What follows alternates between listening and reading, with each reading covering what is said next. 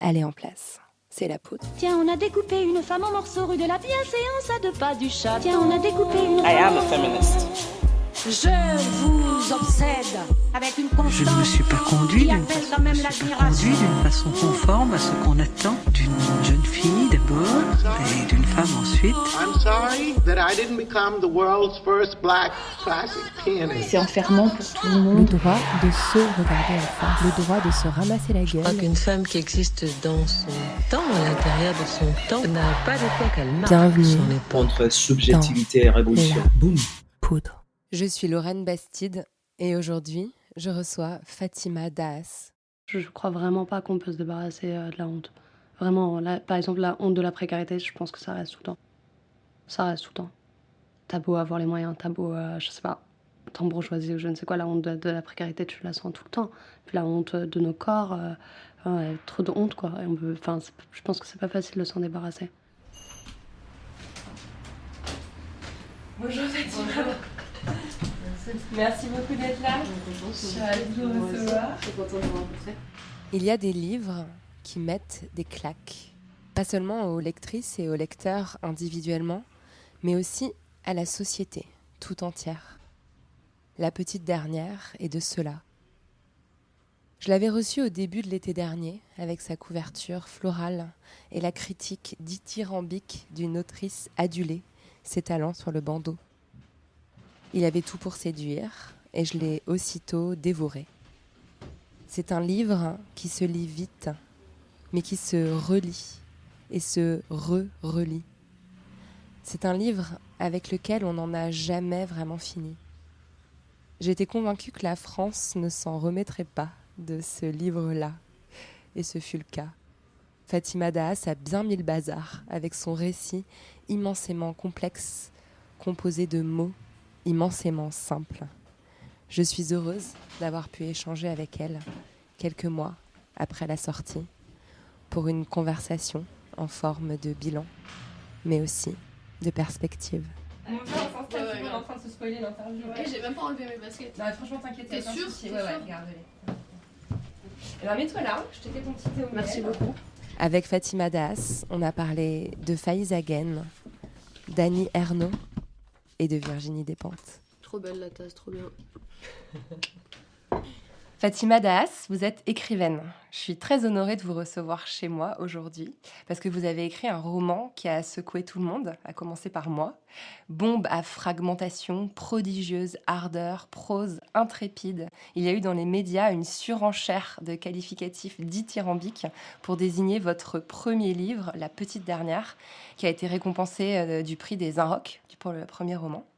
Vous venez de traverser un puissant tourbillon médiatique.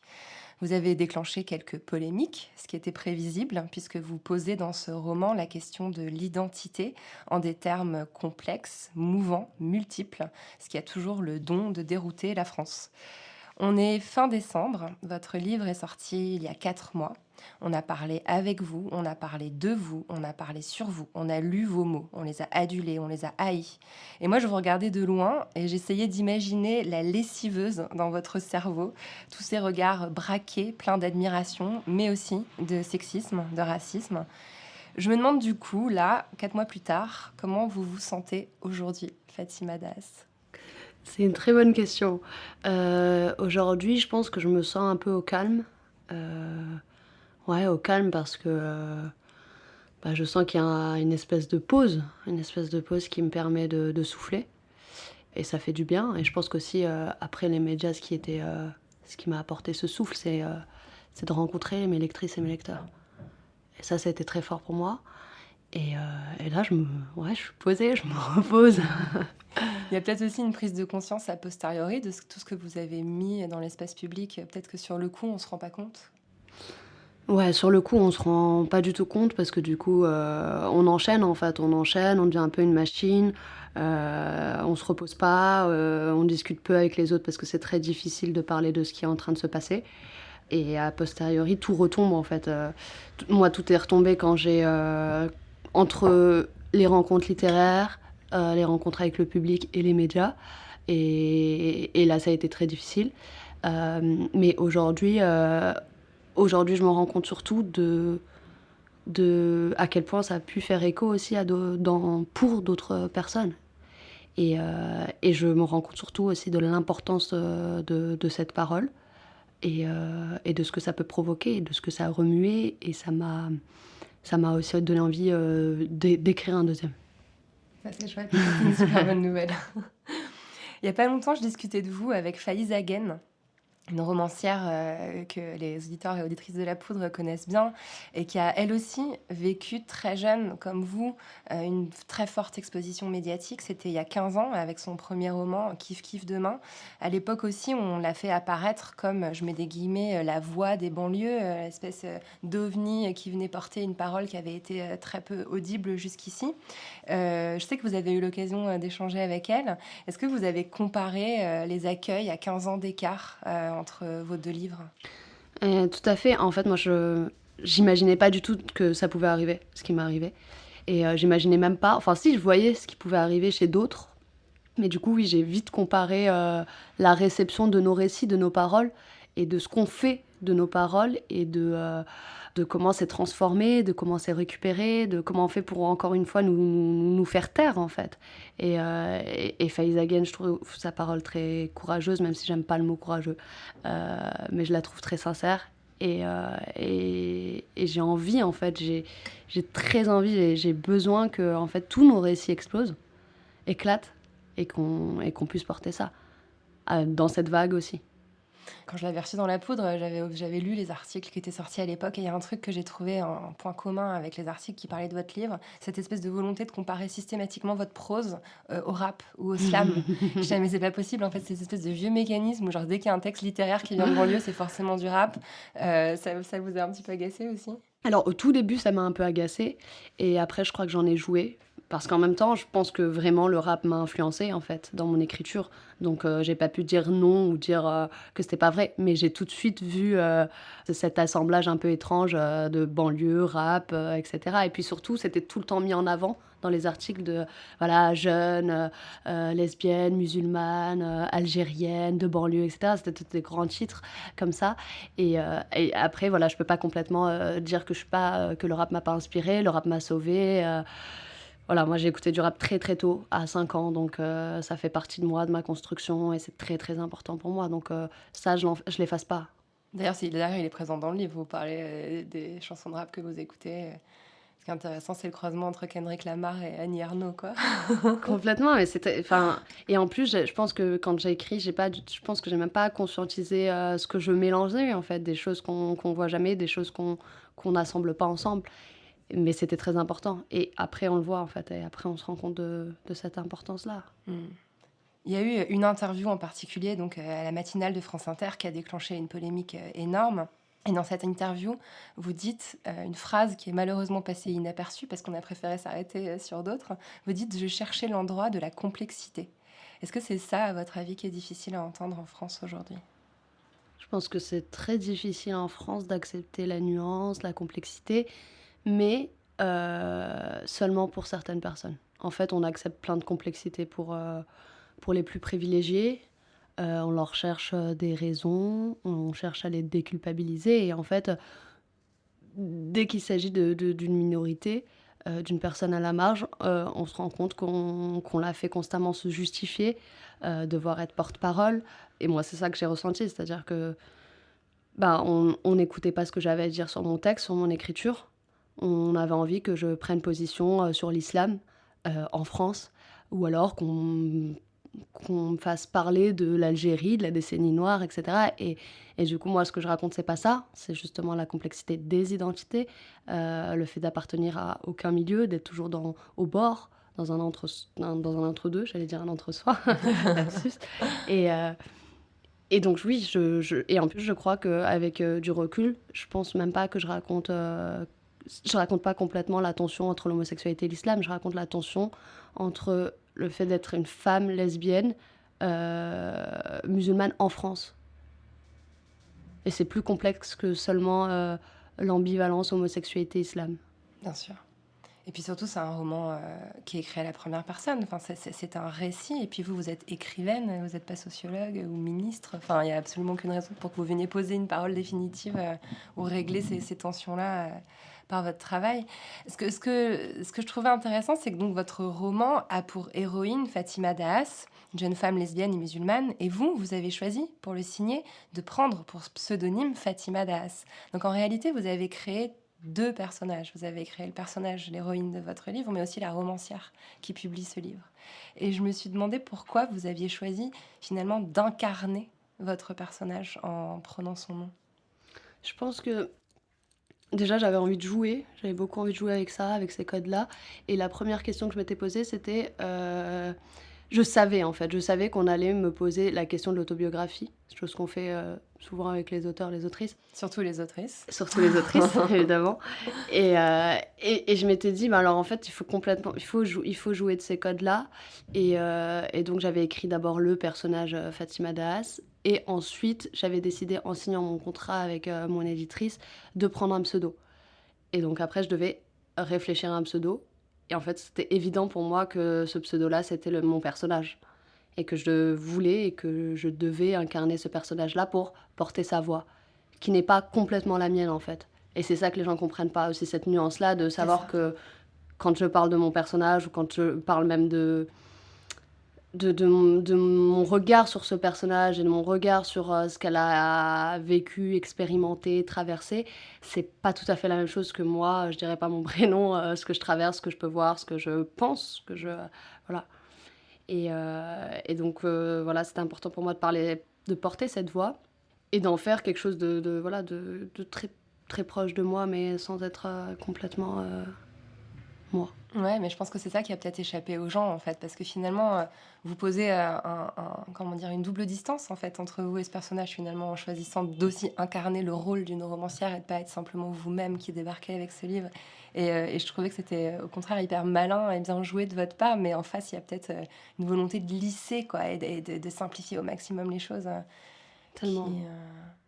Tellement, mais c'était que ça en fait. J'avais l'impression qu'à chaque fois, chaque interview, pas toutes, non, j'ai eu de très bonnes interviews aussi, mais j'avais la sensation qu'on essayait de me mettre encore dans une case alors que je raconte l'histoire de l'explosion des cases, de la destruction de ces cases-là et d'essayer de bricoler. Et en fait, constamment, c'était mais pourquoi l'islam, pourquoi être lesbienne, mais pourquoi pas être que lesbienne, et pourquoi on reste dans cette religion, et pourquoi se faire souffrir, c'était vraiment ça. Et du coup, j'avais l'impression qu'on parlait de moi, alors que moi, je suis presque pas, même pas, voilà. Et c'était très étrange. Mais ce truc de lisser les choses, refuser la complexité, refuser la nuance, c'était omniprésent pendant la promo. Ouais. Vous l'avez vécu de près. Alors, si vous voulez bien, on va revenir un tout petit peu en arrière. Donc vous avez grandi à Clichy-sous-Bois. C'était comment de grandir à Clichy-sous-Bois ? C'était intense, c'était tout le temps très intense. Si je pense à mon adolescence, c'était beaucoup de rencontres, beaucoup de rires. Beaucoup de rires en fait. Clichy-sous-Bois, c'est la vie dans laquelle j'ai le plus ri en fait. Et dans laquelle je me suis le plus amusée, et dans laquelle j'ai trouvé du sens. Et ce qui a fait, je pense, que je suis armée. En fait, j'ai envie de dire, j'ai des armes qui font que... Parfois, j'ai presque l'impression de pas être... d'être intouchable. Mais parce que je me suis construite avec des personnes qui m'ont toujours soutenue et que j'ai toujours trouvé, et vice-versa, en fait. Et c'est une famille, en fait. La ville, c'est... Pour moi, voilà, la ville. Clichy-sous-Bois, dans mon roman, c'est un personnage. Et ouais, je dis souvent que j'aurais jamais voulu vivre ailleurs ou grandir ailleurs. Jamais. Ce rire de résistance, j'adore. Je le rencontre souvent en interview et ça fait du bien d'entendre ça. On vous parlait comment quand vous étiez petite ? On me parlait comment ? Ouais. Quand je pense aux adultes, par exemple à l'école, j'avais toujours l'impression d'être toute petite. Toute petite parce que j'avais la sensation que le corps enseignant, en fait, avait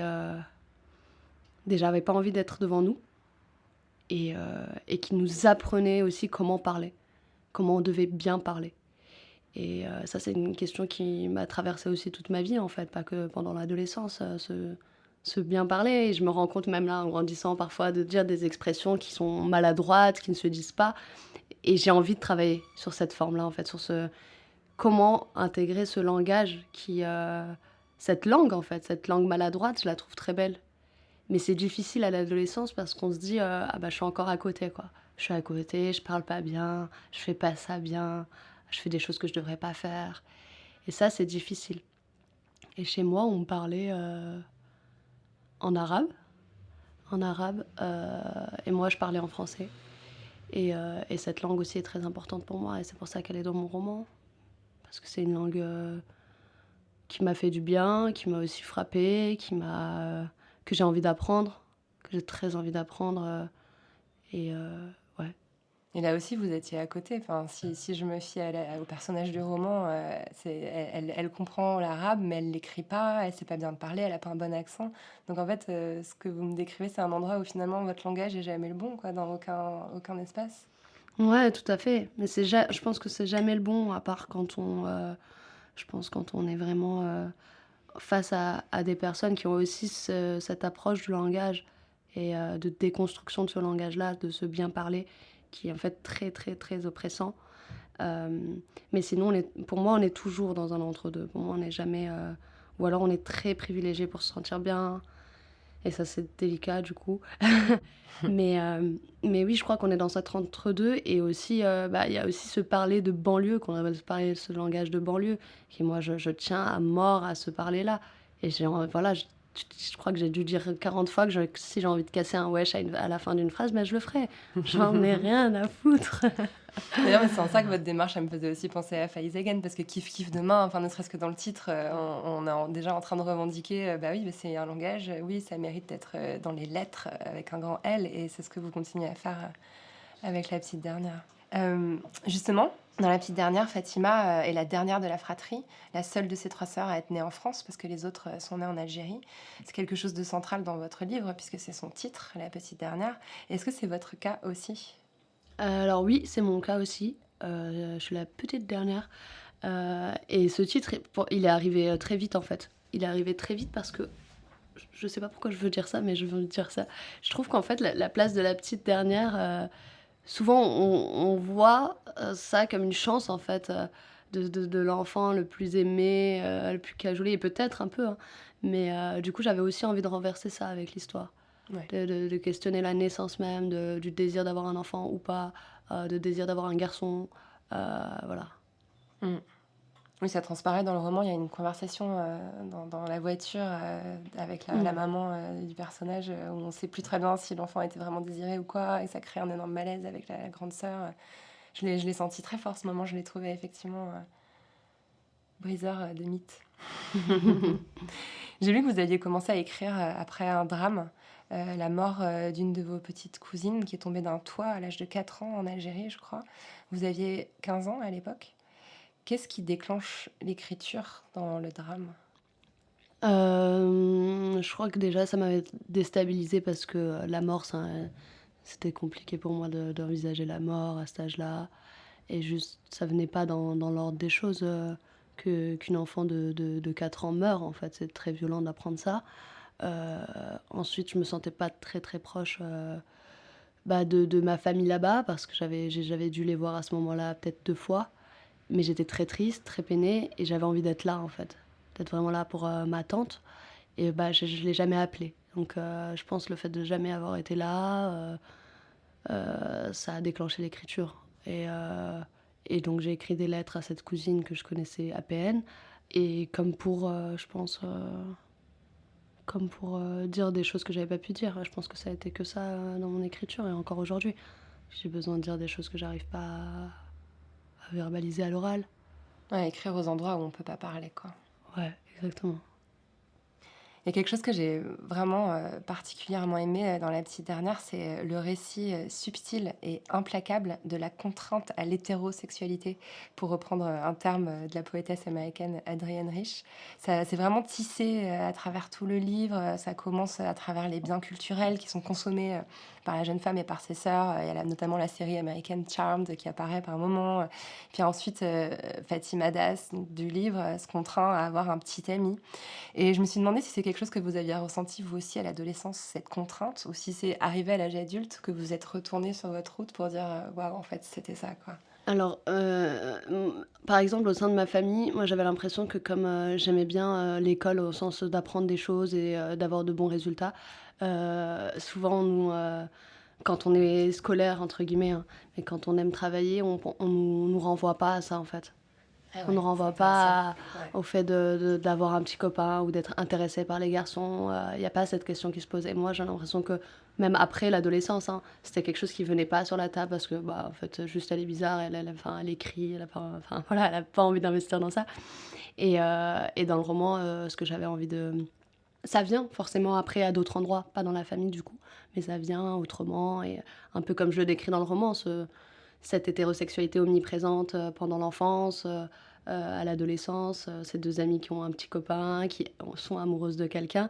Et donc on se sent obligé à un moment donné, pour ne pas dire la vérité, pour soi-même ne pas savoir qui l'on est, ce que l'on aime, qui on désire, on finit par inventer des choses et performer l'hétérosexualité. Et donc c'est ce qui arrive au personnage, mais c'est ce qui arrive, je pense aussi, oui, moi aussi, plus ou moins dans mon parcours. Il y a une phrase que j'adore, donc elle va à plusieurs reprises trouver des imams pour la guider dans le dédale de sa foi qui coexiste avec son homosexualité. Et l'un d'entre eux lui dit cette phrase: « Prie pour que Dieu crée pour elle un miracle d'un homme qui a des qualités féminines. » J'ai trouvé c'était une phrase qui était très féministe. Et je me suis demandé si vous aviez rêvé de cet homme à un moment donné, adolescente aussi, ou souhaitez qu'il existe quelque part pour que ce soit plus simple. Bien sûr, non, mais on pense à tellement de choses quand on est... Quand on n'a pas envie de se formuler ça, on se dit c'est pas ça, puis après on se dit oui, mais non, on se force ça, et puis oui, on espère qu'on sera sauvé, quoi, enfin, parce que c'est comme si c'était quelque chose qu'il fallait pas. Donc on essaye de trouver des moyens d'eux. Mais ouais, mais je suis contente que vous riez de ce passage, parce que moi, en fait, j'ai l'impression qu'on rit pas quand on lit mon roman, alors que moi j'ai beaucoup ri en l'écrivant. Il y a tellement d'ironie. J'ai beaucoup souri. Il y a certains passages où je sentais toute la malice derrière. Ouais. Ça me fait plaisir, ça me fait beaucoup plaisir. Vraiment. Vous êtes devenue femme ou vous êtes née femme? Oh là là, c'est une grande question, celle-là. Je pense que je suis devenue femme.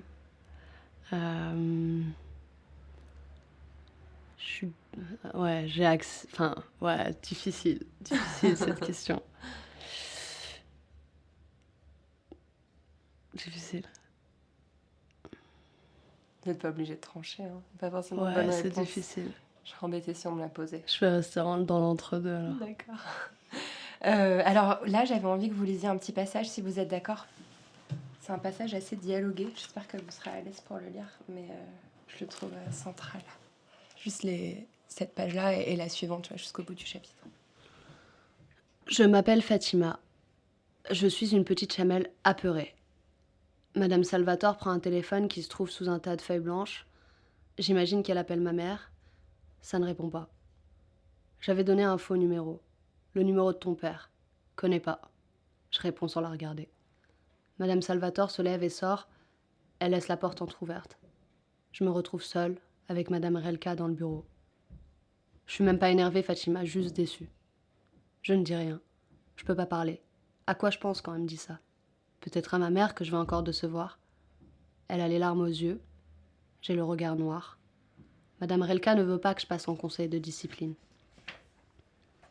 Madame Salvatore me dit que j'ai de la chance. Je n'étais pas ce qu'on appelle une mauvaise élève.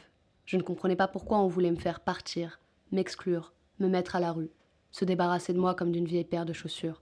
Ou peut-être que c'était moi qui désirais m'en aller. Quelques jours après avoir insulté Madame Relka, je vois ma mère et Hanen apparaître au collège. Madame Salvatore referme la porte derrière nous. Elle dit que je me prends pour un garçon, que je suis en train de mal tourner. J'ai honte. Je ne sais pas de quoi précisément, mais quelque chose dans les paroles de Madame Salvatore me gêne. Peut-être que j'ai honte de me prendre pour un garçon. J'ai honte qu'on me rappelle devant ma mère ce que je ne suis pas. Ce passage, je l'ai choisi parce que vous y nommez la honte. Et par la suite, ce thème de la honte revient à plusieurs reprises dans des endroits très différents de ce passage. Il revient quand vous remémorez, enfin le personnage se remémore le viol qu'a subi sa sœur.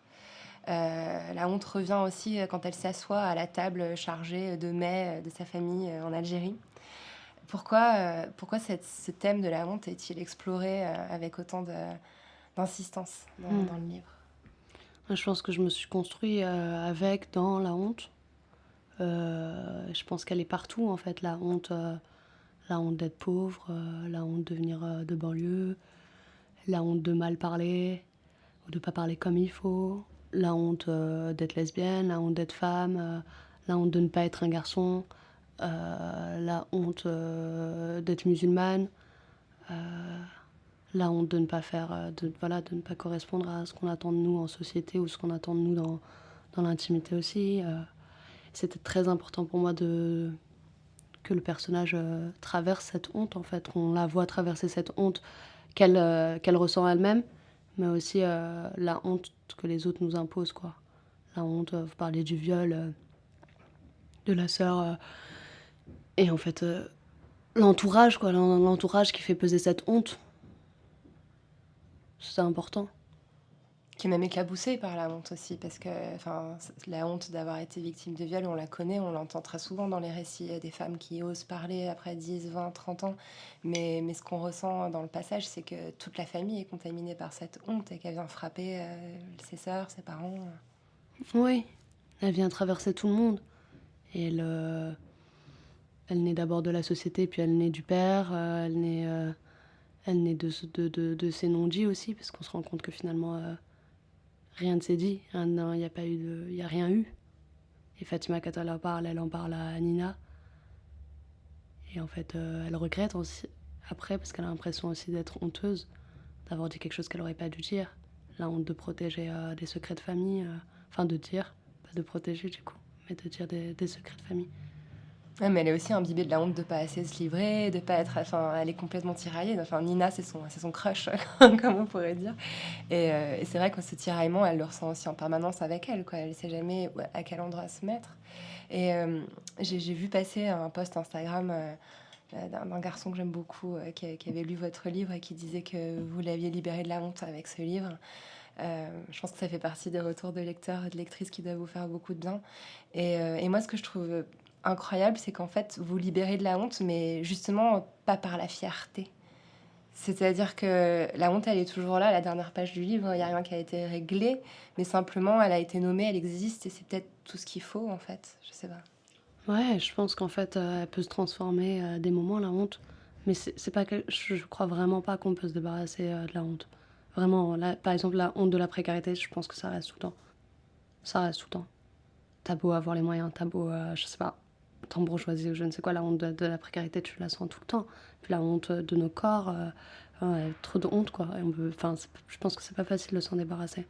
On s'en débarrasse pas complètement. Et oui, de toute façon, ça m'intéressait pas de raconter une histoire qui se termine par, je sais pas, quelque chose qui se délie, ou des réponses, ou sauver mon personnage, ou sauver d'autres personnes dans la vraie vie.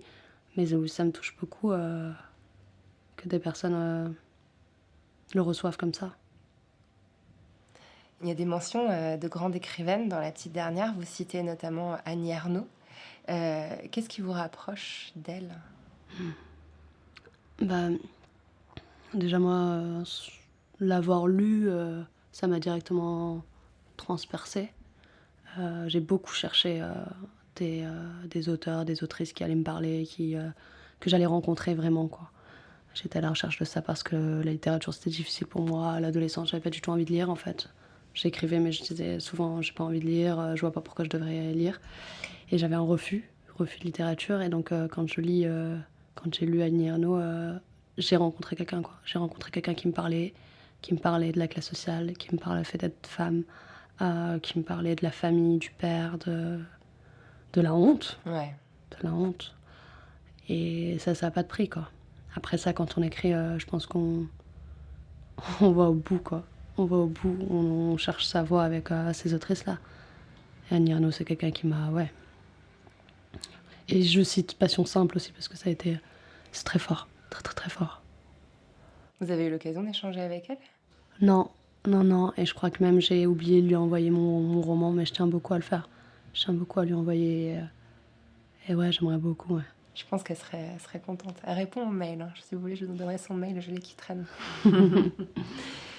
Est-ce qu'il y a eu des barrières mentales à dépasser pour pouvoir vous dire « je suis écrivaine » ? C'est une bonne question. Et j'ai envie de la prendre dans l'autre sens. Je pense qu'on m'a poussée à me faire demander si je me sens écrivaine. En fait, je crois que je me suis jamais vraiment posé cette question de légitimité dans l'écriture. Je me suis posé cette question pour plein d'autres trucs. Par exemple, d'être un personnage public, etc. hein. Ça, c'est des trucs qui me questionnent. Mais l'écriture, c'était une évidence.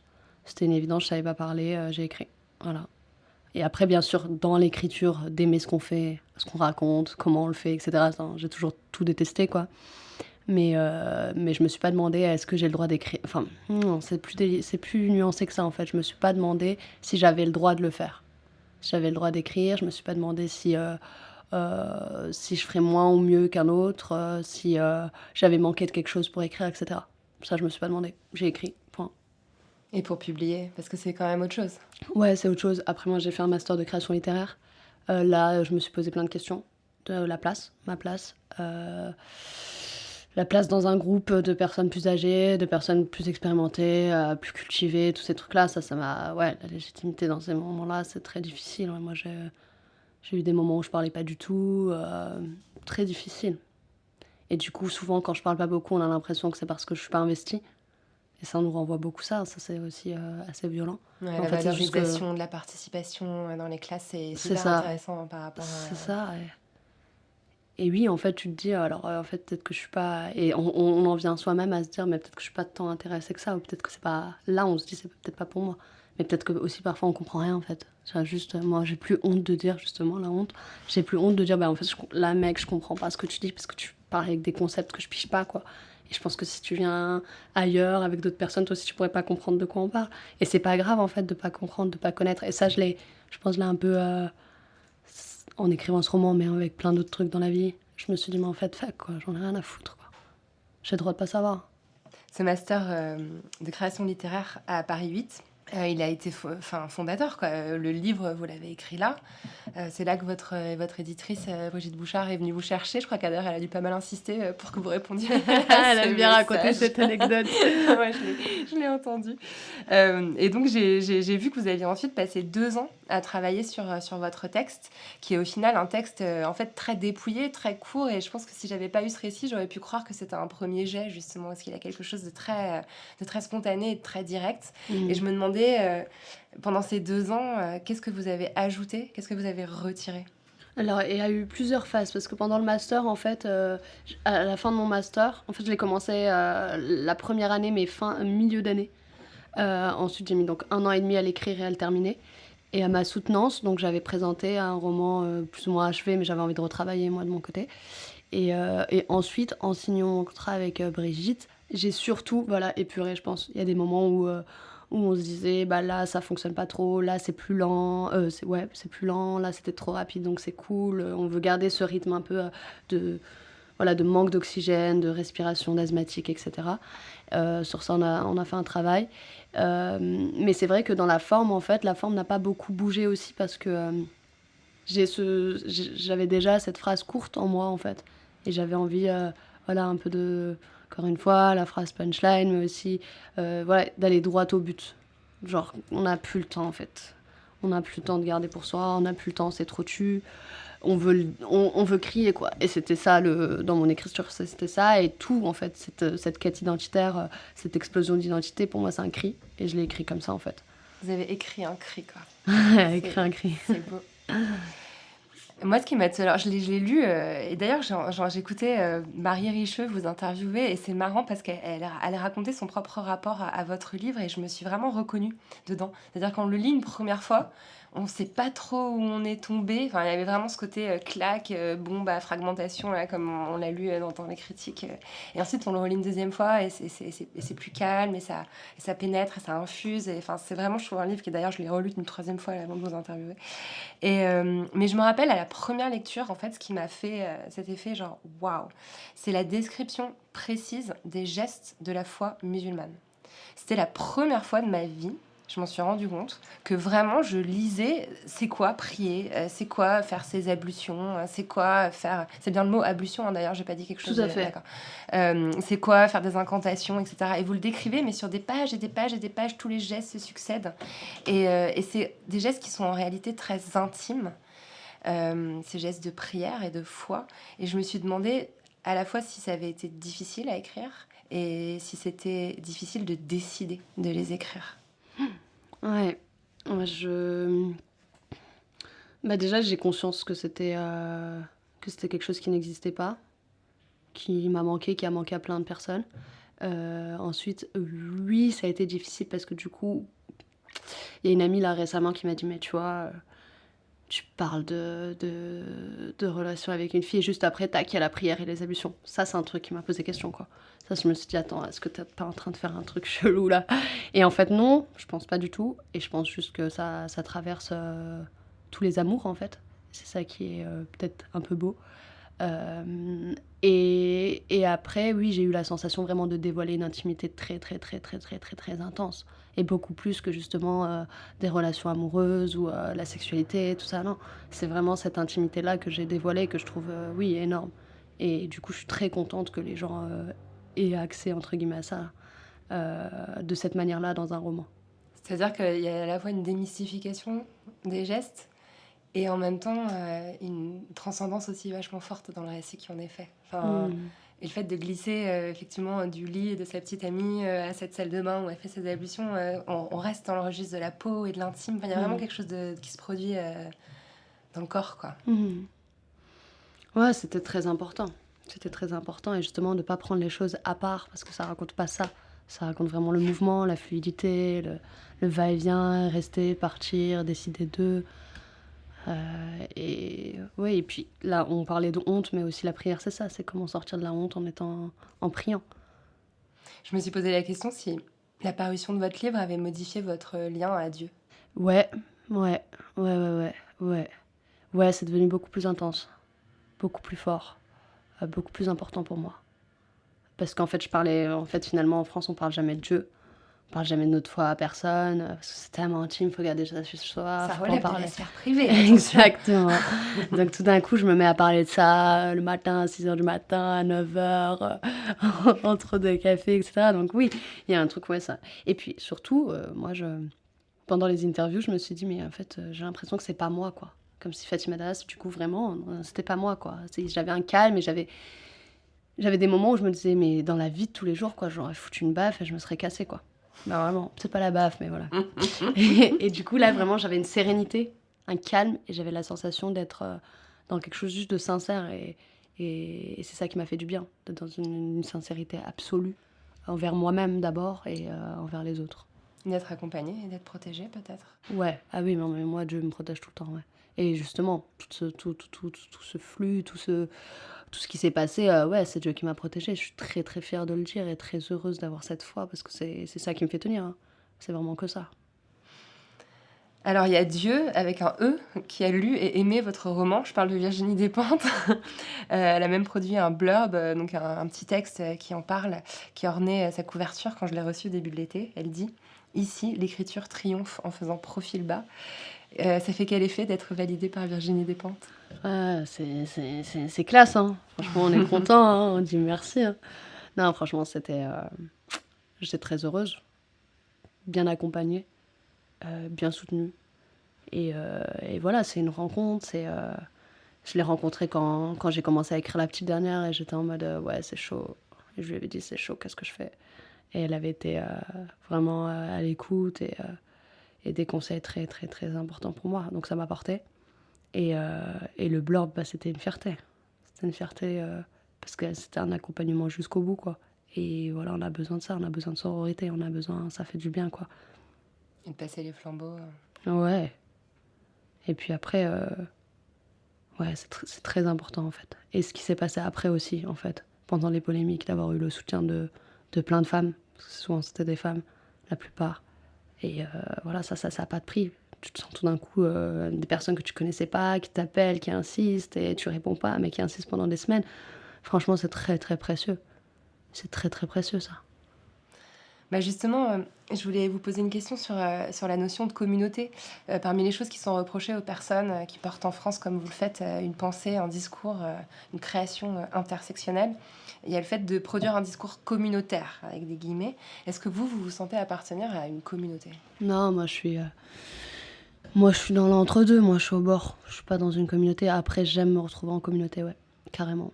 Et ça, je pense que c'est très important de se retrouver avec des personnes qui nous ressemblent, qui nous font du bien, qui nous jugent pas, qui nous étouffent pas, qui nous font pas taire. Ça, c'est très important. Et puis en vrai, il faut juste regarder ce que c'est exactement le communautarisme, en vrai. on renverse complètement les choses. Bah, c'est surtout, en fait, c'est complètement stupide parce que si on regarde, je trouvais ça intéressant, enfin, vous expliquez que vous avez reçu le soutien de plein de femmes quand vous avez été attaquée. Vous avez aussi reçu le soutien de la communauté lesbienne. Vous êtes complètement adulée par tous les sites, genre Les Liens Raisonnables, etc., qui vous mettent vachement en avant. Vous êtes aussi, la communauté musulmane apprécie ce que vous êtes en train de faire pour déconstruire les stéréotypes, etc. Et donc, en fait, c'est bien la preuve que porter cette complexité que vous portez, ça vous fait appartenir à plusieurs communautés. C'est tout l'inverse d'un cercle fermé, finalement. Vous créez des ponts et des liens entre les différentes communautés. Complètement, mais c'est ça justement, être dans un entre-deux, au bord. C'est pas être tout seul finalement, mais c'est pouvoir naviguer d'une identité à une autre, d'une communauté à une autre, et de faire lien. Après, cette parole-là aussi, elle touche à des endroits très étranges en fait, les personnes. Donc oui, j'ai eu du soutien, mais j'ai eu aussi beaucoup d'incompréhension, ce que je peux comprendre. Mais c'est toujours des personnes qui sont pas... Enfin, par exemple, j'ai même pas envie de repartir sur les polémiques, mais le terme péché, quand tu utilises ce mot-là, en fait, si dans ta tête, il n'y a pas de péché, pourquoi t'es touché, en fait? Je parle pas avec toi. Je parle dans un contexte, je parle d'un personnage, et quand tu utilises ce terme-là, ça parle à des personnes qui, à la rigueur, sont concernées par ce terme-là. Mais, et moi, ce que j'ai vu, et je crois que c'est important de le dire, c'est que les personnes que ça a dérangé, que ça a remué, qui aussi ont produit de la violence envers moi et envers ce que j'ai écrit, c'est des hommes blancs, gays, parisiens, bobos. Donc voilà. Donc c'est normal qu'ils comprennent pas ce que je raconte, c'est normal qu'ils comprennent pas cette nuance, parce qu'ils n'ont pas été dans ce contexte-là, parce qu'ils savent pas ce que c'est de dealer avec toutes ces choses-là.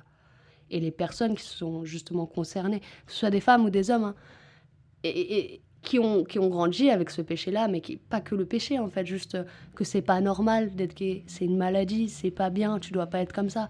Bah, ils se sont reconnus dans cette tension-là, dans comment tu fais, en fait, pour pas rejeter les tiens, pour avoir encore du respect pour eux, pour comprendre, pour écouter. Et c'est aussi pour ça que mon roman, il raconte pas un coming out, par exemple. Il raconte pas ça parce que ça me concerne pas, j'ai jamais compris ce truc-là. J'ai jamais compris.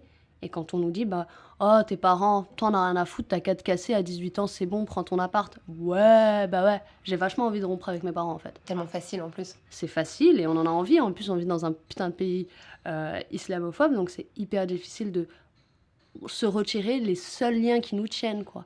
Et puis, c'est des vrais liens. En fait, l'homophobie, c'est partout. C'est pas seulement dans la religion musulmane, au sein de nos familles algériennes, je sais pas quoi. Non, en fait, c'est partout. Donc c'est ça que ça raconte, le roman, et c'est pas autre chose. C'est un roman qui parle aussi d'asthme. C'est une condition que vous partagez avec votre héroïne, qui doit apprendre très jeune à contrôler son souffle. Cette histoire de souffle, de respiration, moi, ça m'a évoqué une phrase qu'on a beaucoup entendue dans la bouche des victimes de violences policières. Adama Traoré qui a dit « Je ne peux plus respirer ». George Floyd, « I can't breathe ». Est-ce qu'il faut lire dans cette difficulté à respirer de Fatima Das, l'héroïne du roman, le poids de l'oppression systémique ? Ouais, bah oui. Oui, elle étouffe, mais elle étouffe pour toutes ces... pour le fait de devoir trouver une place, pour le fait d'être tout le temps jugée, tout le temps regardée, tout le temps devoir dealer, négocier. Donc ça, c'est étouffant. Et après, au sein même de... la maladie aussi, j'avais envie de montrer d'un point de vue médical, le fait aussi, dans sa respiration, de savoir qu'elle ne respire pas comme les autres. Ça raconte aussi quelque chose de devoir apprendre à respirer et de se retrouver avec d'autres personnes qui respirent mal comme toi. Et qu'est-ce que ça dit et comment tu te construis avec ça? Et comment tu fais parce que tu dois prendre plein de médocs, mais parce qu'aussi l'asthme, on en parle peu, ou alors on sait pas trop ce que c'est, on comprend que c'est une maladie un peu... c'est de la respiration, mais c'est très très complexe en fait. Et oui, elle étouffe. Elle étouffe, et dans l'écriture, j'avais envie que ça ait sa place aussi. L'asthme, c'est aussi un personnage en fait. C'est un personnage, ouais. C'est haletant. Mais c'est intéressant, en vous écoutant, je réalise que ce cercle de paroles qui se crée autour de l'asthme, ça ressemble aussi au cercle non mixte de paroles militantes qui permettent aussi de se confronter et de réaliser que ce qu'on subit, c'est un système. Vous aviez ça en tête en l'écrivant ? Alors, je l'avais pas complètement, mais c'est vrai qu'après, je l'ai eu. Et en fait, encore une fois, heureusement, parce que quand on conscientise trop ces choses-là, je trouve qu'à l'écriture, c'est difficile. C'est comme essayer de faire rire quelqu'un, en fait, on n'y arrive pas. Et du coup, oui, en fait, a posteriori, je me suis rendu compte qu'il y avait plein de résonances, en fait, à plein d'endroits d'alliances. En fait, même l'amitié avec Rokia, il y a un truc de sororité, et que c'est une question à laquelle je n'avais pas vraiment pensé. Et c'est des trucs qui viennent après, mais qui sont en nous, en fait, et qu'on exploite à un moment donné, mais qui reviennent comme ça. C'est là qu'on voit que l'intime est politique. Toujours. Fatima Das, c'est pour quand la révolution ? Bientôt, j'espère. Bientôt, j'espère.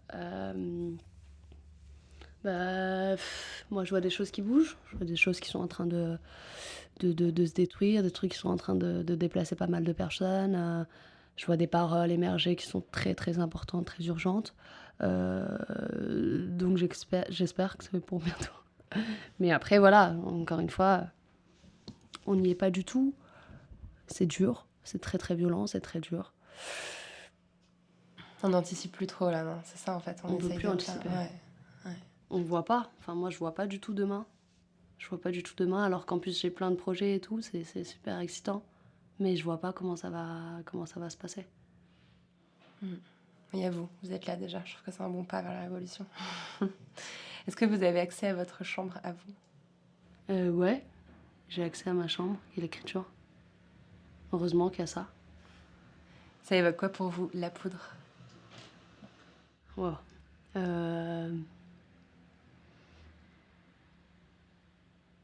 Quelque chose qui est là un moment, qui flotte et qui s'en va. Merci beaucoup, Fatima.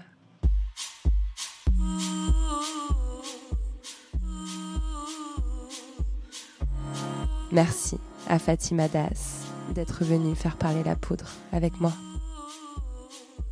La Poudre est un podcast produit par Nouvelles Écoutes. Merci à Aurore Meyer-Mailleux pour la réalisation, à Gaïa Marty pour la programmation, la prise de son et le reste. Au mixage aujourd'hui, Marion Emery.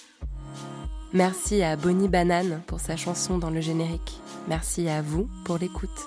On se retrouve sur Internet, Instagram, Twitter, Facebook. La Poudre est partout. Si vous avez des réflexions, des compliments ou des critiques à faire, n'hésitez pas, j'adore ça.